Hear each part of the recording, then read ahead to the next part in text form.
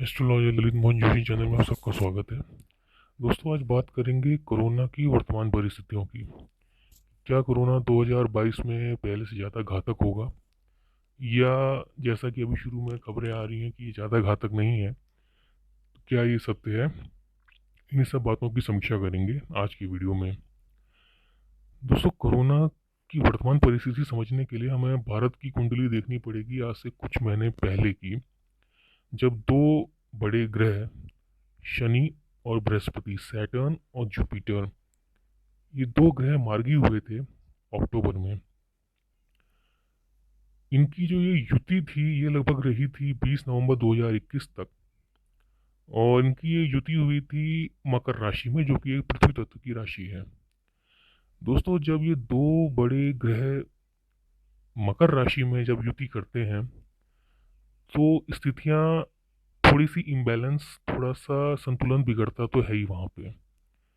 जैसा कि हमने देखा भी, उसके बाद ये कोरोना के नए वेरिएंट का जन्म भी हुआ, और ओमिक्रॉन का। उसके बाद से खबरें तेज़ी से निकल के सामने आनी शुरू हुई।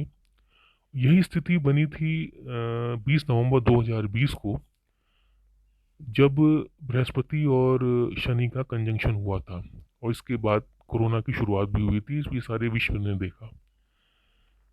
इंडिया के लिए भी ये युति कोई बहुत ज़्यादा अच्छी नहीं है फाइनेंशियली, और वो हम देख भी रहे हैं। 2000 चाहे 2020 हो चाहे 2021 हो, फाइनेंशियली बहुत ज़्यादा अच्छी इंडिया की हालत, और चाहे विश्व की पूरी हालत अच्छी नहीं रही। अगर विंशोत्तरी दशा की बात करें भारत के संदर्भ में, तो अभी उसमें चंद्रमा में बुध चल रहा है।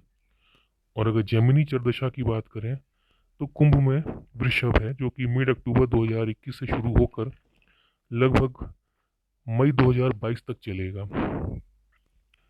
इसी बीच दोस्तों, एक चीज़ और भी है जो मैंने अभी एक कुंडली देखी और मेरे को काफ़ी इंटरेस्टिंग लगी, तो मैंने सोचा कि वो आप लोगों के साथ शेयर करी जाए। 28 फरवरी 2022 की कुंडली जो कि आप स्क्रीन पे देख पा रहे हैं, इसमें जो सातवें घर में मकर में और कुंभ में जो 7 ग्रहों की और 3 ग्रहों की जो युति आप देख पा रहे हैं, उसमें से सिर्फ एक शनि और एक ये मरकरी, ये दो ग्रह ऐसे हैं जो कि अपनी डिग्री के आधार पर युवा अवस्था में है, जबकि बाकी सारे ग्रह लगभग 0 डिग्री के आसपास हैं, अपनी बाल्यावस्था में है, जिसको कि हम एस्ट्रोलॉजी में कहते हैं। अगर हम 8वें घर की बात करें तो वहाँ सूर्य, जुपिटर और नेपच्यून, ये 3 ग्रह का कंजंक्शन दिख रहा है। और इसमें से कि जुपिटर तो अस्त है, लेकिन सूर्य अपनी युवा अवस्था में है। दोस्तों, जैसे हम जानते हैं कि राहु सांप का सिर और केतु सांप की पूंछ होती है। सारे ग्रह इस कुंडली में 28 फरवरी की कुंडली को अगर हम देखें तो सारे ग्रह इन्हीं दो ग्रहों के बीच में आ रहे हैं, और इनकी स्थिति जो है वो लगभग एक ही जैसी है, या यूं कहो कि एक ही जैसी है। ये जो 7 ग्रह हैं जो 7वें घर पे हैं मकर राशि में, वो केतु से 2 घर आगे हैं। और अगर वही सूर्य बृहस्पति की बात करें तो राहु से बिल्कुल 2 घर पीछे हैं। मतलब अगर इस स्थिति को हम कहें कि सारे ग्रह एक तो काल सर्प दोष का निर्माण कर रहे हैं, और उसमें भी जितने ये 9 के 9 ग्रह जो हैं, अगर इसमें नेपच्यून और प्लूटो को हम ना भी कंसिडर करें, तो भी बाकी के जो 9 ग्रह हैं, बाकी के जो 7 ग्रह हैं, उनकी स्थिति बिल्कुल एक जैसी है। मतलब अगर हम राहु को अगर हम सर्प का मुंह कहें और केतु को सर्प की पूंछ, तो बाकी के सारे ग्रह इस वक्त लगभग सर्प के पेट में हैं, और वहाँ पे एक प्रकार की उथल पुथल हो रही है या होने वाली है। 28 फरवरी को शनि स्वराशि में ही बैठे हुए हैं, और शनि और मरकरी, ये 2 ग्रह, यही एक ऐसे 2 ग्रह हैं जो कि युवा अवस्था में है, और बाकी सब अपने बाल्यावस्था में है। जो अगर हम अस्त ग्रहों की बात करें तो सिर्फ एक बृहस्पति एक ऐसे ग्रह हैं जो अस्त हैं, बाकी कोई भी ग्रह ऐसा नहीं है जो अस्त हो।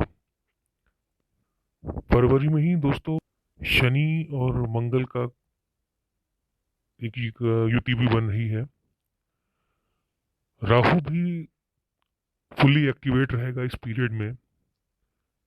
शनि और मंगल की युति पहले से ही इंडिया के नेटल चार्ट में है, और जब ये ट्रांजिट में भी हो रहा है तो ये समस्या को बढ़ाने वाला है। बहुत सी समस्याएं दिख रही हैं इस पीरियड में, 25 फरवरी से शुरू होकर लगभग अप्रैल के अंत तक, जब चाहे किसी भी प्रकार की परेशानियां हों, चाहे वो वायलेंस हो किसान आंदोलन की वजह से, या कम्युनल, या कोरोना की वजह से आम जनता को जो परेशानी है, वो इस पीरियड में स्पष्ट दिखाई दे रही हैं। अगर ग्रहों की स्थिति को देखें तो ये पाएंगे कि एक कंफ्यूजन, एक भ्रम की जैसी स्थिति अभी बनी हुई है, जिसके के लिए राहु जाना जाता है। अभी जब से ये ओमिक्रॉन वेरिएंट आया है, तब से चाहे वो WHO हो, चाहे अलग अलग विभागों के डॉक्टर्स हों, साइंटिस्ट हों, उनके एक दूसरे को विरोध करने वाले जैसे बयान आ रहे हैं। कभी वो कहते हैं कि ओमिक्रॉन से डरने की कोई आवश्यकता नहीं है, ये बहुत ज़्यादा खतरनाक नहीं है। कभी WHO का बयान आता है कि इससे बच के रहें, ये भीतरी अंगों को नुकसान पहुंचा रहा है। कभी इनके बयान आते हैं कि मृत्यु की दर कम है। कभी बयान आता है कि अभी तो कम है लेकिन भविष्य में बढ़ सकती है।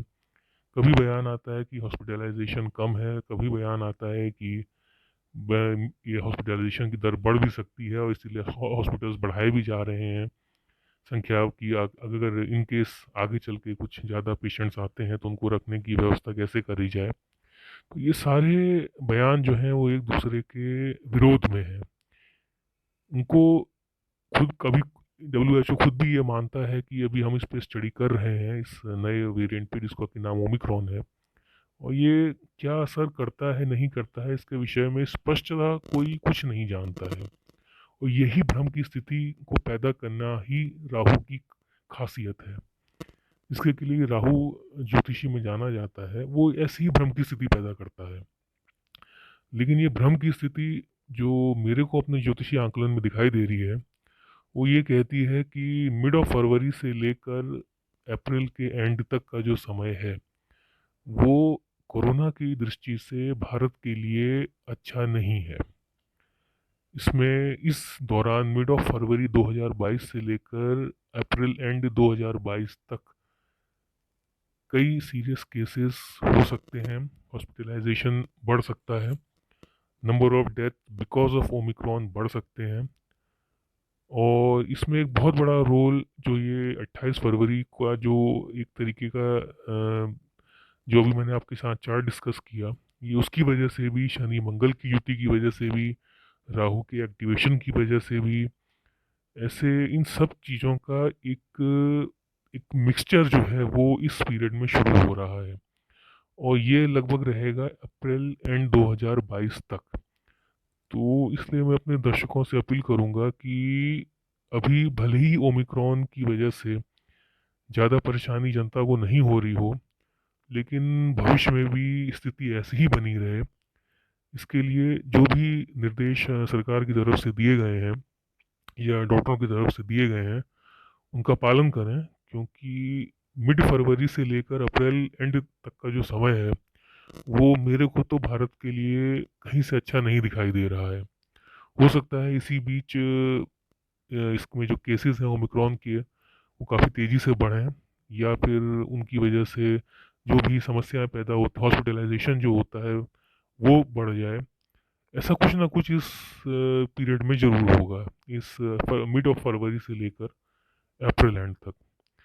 इसलिए मैं सभी अपने दर्शकों से एक बार फिर से रिक्वेस्ट करूंगा कि सचेत रहें, सावधान रहें, और ये ओमिक्रॉन बहुत ही हल्का वेरिएंट है ऐसा सोच के सारे अपने मास्क को, सोशल डिस्टेंसिंग को त्याग न दें, और जैसा सावधानी शुरू से रख के चल रहे हैं, कृपया सारी सावधानियां वैसे ही लेके चलें, ताकि ये पीरियड भी वैसे अच्छी तरीके से निकल पाए और ज़्यादा नुकसान इसमें हिंदुस्तान का ना हो।